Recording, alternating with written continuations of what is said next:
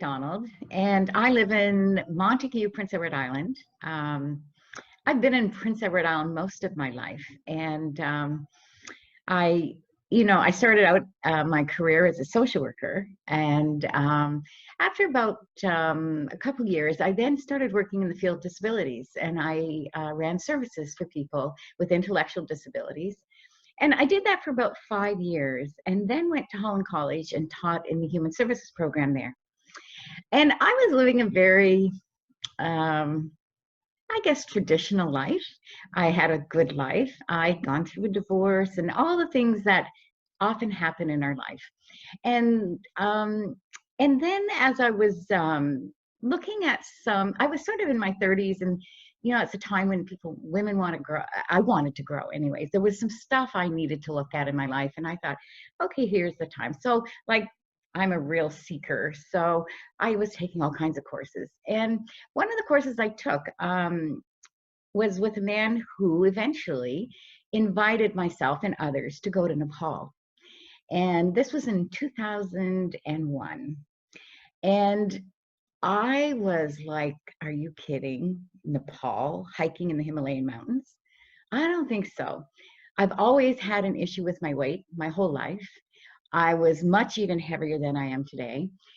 And I wasn't fit or anything. So, but there was this inner knowing that I was going to go. No matter what, I'm going.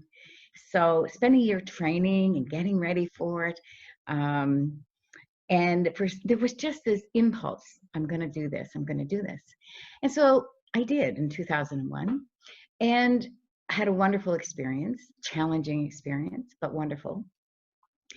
And when I was in Nepal, actually the last 2 days before we were leaving, I had this deep longing to be there, to stay there. And it was like, what is this about? I loved in the mountains, but being in Kathmandu, it was a big city. But some reason I thought, I'm going to go back. I'm coming back.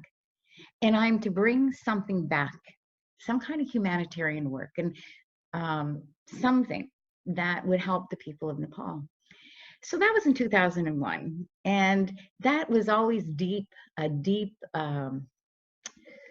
sort of a deep knowing that this was going to happen, but I had no idea what I was going to bring. I had no idea how I would ever do it, but I lived with that. I sat with that in my life. And after 15 years, it actually happened. And I was in Nepal following the earthquake, and set up a disaster response program in what's called TRE, Tension Trauma Release Exercises. And it was an amazing experience. I lived in Kathmandu for 5 months with a colleague and began to explore what it's like to work within a country, or to live in a country that has such different culture, work in a country that was in such need at that point in time, and still is. And so it was a dream come true. It was my dream had gotten fulfilled. And prior to that, I had smaller steps getting there. I've been living in Thailand, and in fact, still live in Thailand part-time. And that was a stepping stone to Nepal. Thailand is really easy to live in, an easy place to live. And so that was a stepping stone to Nepal, and that unfolded. So what happened is, over time, over those 15 years, actually, things would show up in my life that was about going to Nepal. Learning TRE was basically 4 years later, no, probably about 5 years later, I was introduced to TRE, and I knew this is what I'm taking to Nepal. I didn't need a lot of language. It was working with a method to work with the body, and it could be taught to people very easily, simply, no tools needed, nothing. All we needed was a place to lay down on the ground. And I knew this was what I was to take to Nepal. And so as you know, time went on, these kinds of things happened. I met a colleague who worked in an NGO in Asia, who had this amazing background of disaster response, which I had knew nothing about, but I knew I needed someone else. I couldn't do this on my own. And she showed up. Miraculously, she showed up in my life.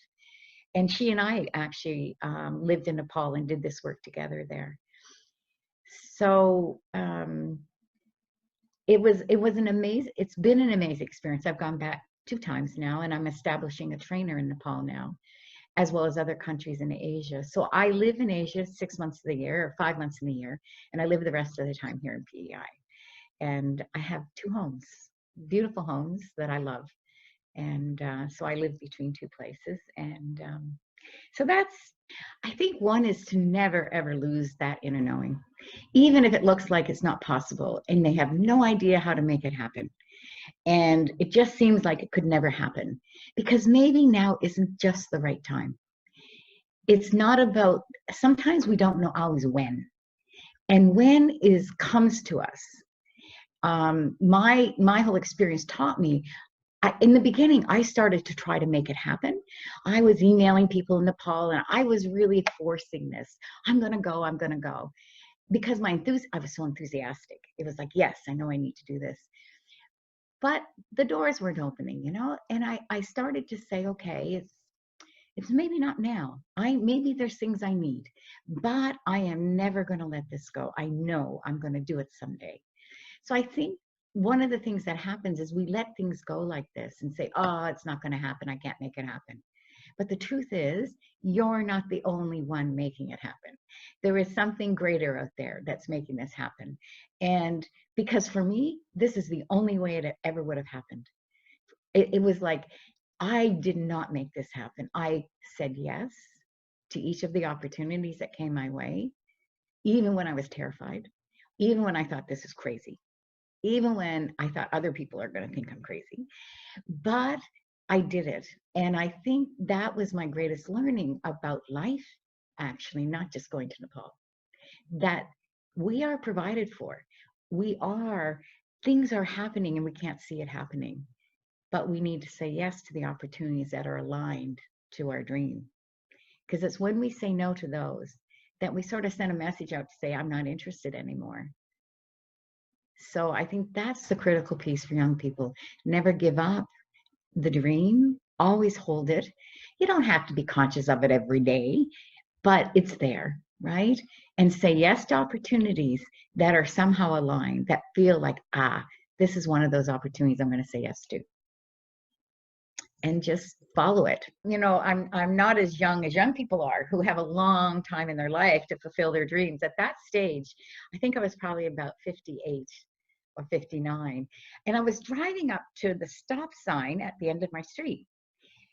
And suddenly it was like the stop sign got huge, and it was like, stop. And I just stopped, and I had to stop. But I sat there and I had this sudden realization that in 12 years, I'm going to be 70 years old. And it was like, Joan, it's not going to happen. I mean, you're going to be 70 in 12 years. Like, you need to have more intentionality around what you want to do. I'd lost it. I'd sort of set it aside. Life just was going on. And I actually, it was like huge. It was like, it's not going to happen unless you hold the intention that this is what you want in your life. So I did. After that, I was very clear in my intentions. And that's actually when I had friends that moved to Thailand and invited me to Thailand for Christmas one year. And it was like, oh my gosh, I love this place. And this is like really close to Nepal. And okay, I'll adapt to living in Thailand, because truly I was not, if somebody were to say, is Joan an adventuresome person? They probably would have said no. And my closest friends knew that I wasn't always the most trusting of life and trusting of myself. And so thinking I'm going to travel to the other side of the world, live somewhere that wasn't PEI. I'd lived in Nova Scotia, and I'd lived around Canada, but never outside the country, was way beyond my conception of myself, you know, and I think other people's, they would have said that they were, some would have said I'm not really surprised, but I was surprised somehow. So yeah, so it's sort of always, for me, it was about holding that intention and seeing opportunities and saying yes to them. I've always lived from a place of saying yes.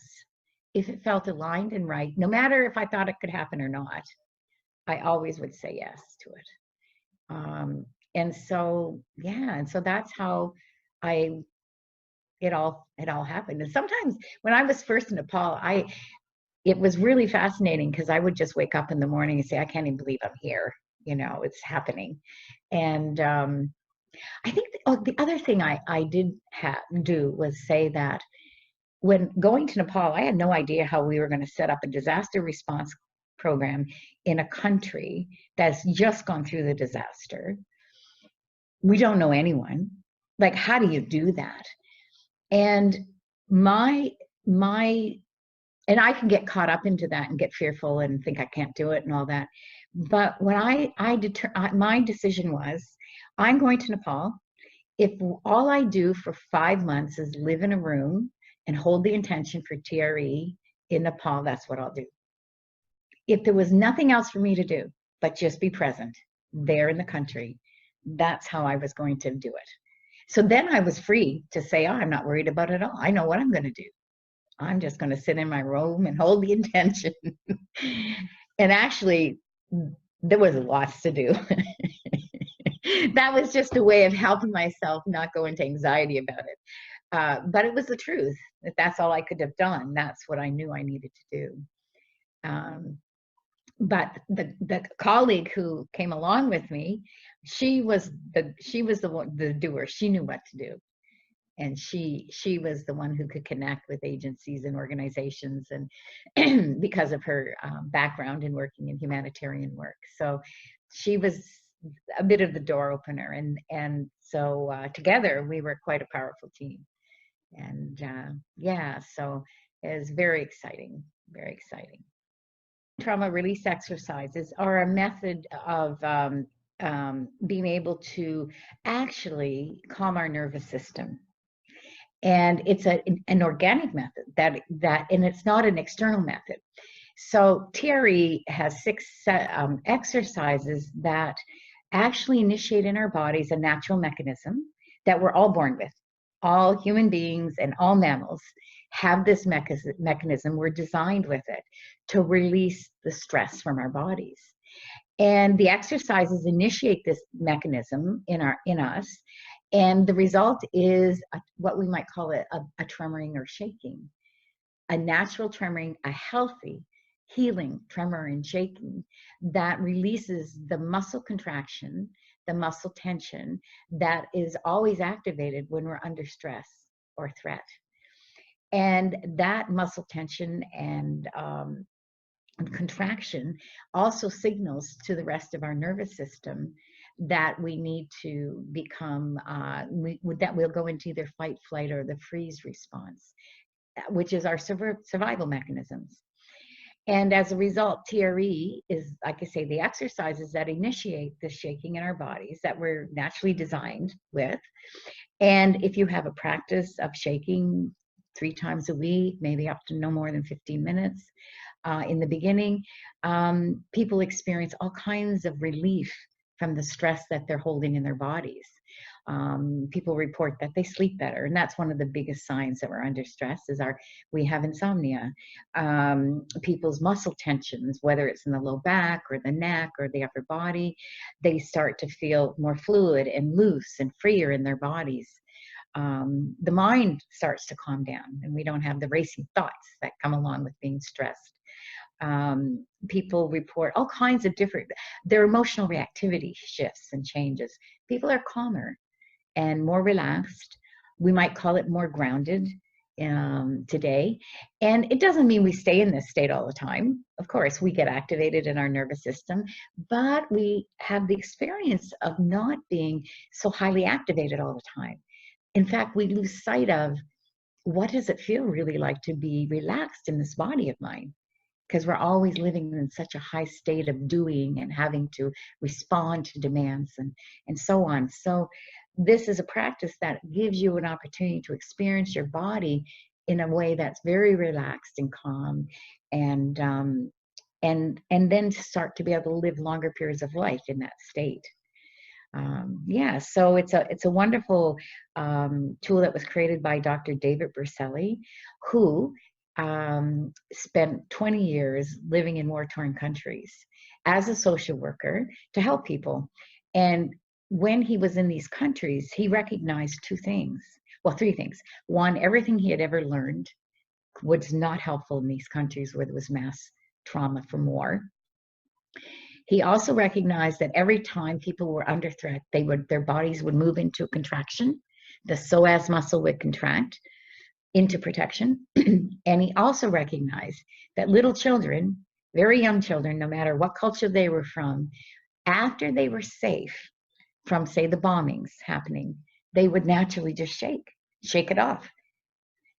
And so he put all those things together, studied with a trauma neurologist in the US, Dr. Robert Scare, and began to recognize and study mammals in the wild, and realized that we are born with this innate capacity to calm our own nervous systems and to release that stress in our bodies. And he just needed to discover how to, one is that we turn that ability off, because it's not quite socially acceptable to go around shaking naturally. And number two, there was a way of turning it on and regulating it ourselves as a practice. And so that's what I do. I teach, I'm a trainer in TRE. I actually teach other trainers who teach what we call TRE providers, who are the people that actually teach it to the general population. And so I actually work with trainers globally all over the world. I train them and supervise them, as well as do my own TRE practice and do my own work, the humanitarian work that I love to do. Yeah, so that's what TRE is about. You can learn more about it on the TRE Canada website and the traumaprevention.com website, which is the global website. And there's information on there about TRE. One of the biggest things that happens after this kind of disaster is people do not sleep because their sympathetic nervous system is so highly activated. And because of that, that affects so many other things, and even being able to look after yourself because, you know, people are pretty well initially in a state of emergency, and they need that because that's what you need. You're in a state that you have to, you are in survival state. Once you're no longer in that state in terms of your life, sometimes the nervous system is still on, as if you're in that state all the time. And that's how so we, in Nepal, we actually were invited by a national organization, a national not-for-profit organization who provides mental health services in Nepal across the country. And we were invited to teach, to train their staff and certify their staff, and to create a humanitarian program within their organization. And we trained 25 of their sort of grassroots workers who lived in the Himalayan mountains or lived in towns far from Kathmandu, to begin to teach people in their local villages TRE.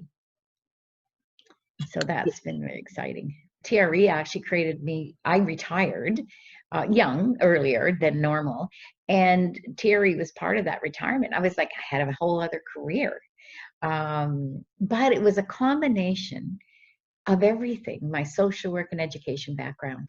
It just brought everything together that all my skills and my values and things that I've held important in my work life, all came together with TRE.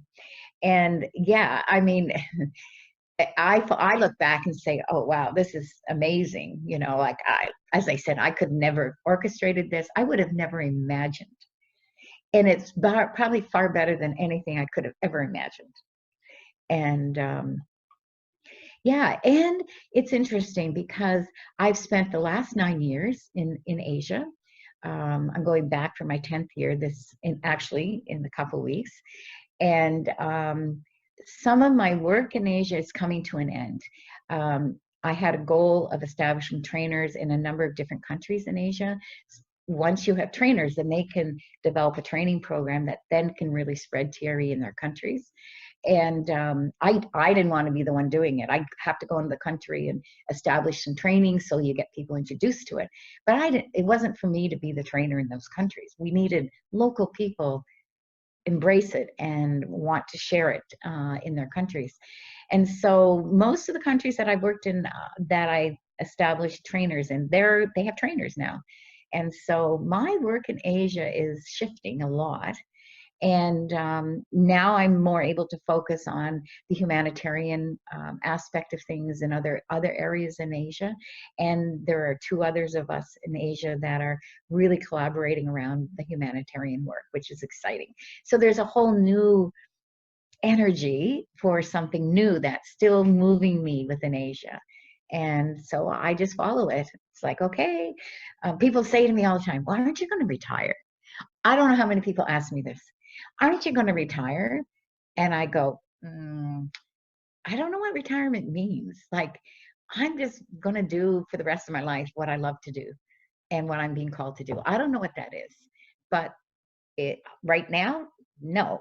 I can't imagine sitting back being, quote, what people traditionally think of retired. That's never going to be.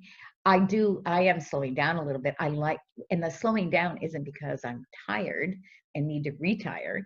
It's really because I'm feeling more called to less doing and more being. And so there is a real, I think if I have another calling right now, it's about that. It's that sense of I need to do more being. And going to Asia right now with less work, I am getting a lot more space and time for that there. Canada, on the other hand, is really ramping up around TRE now.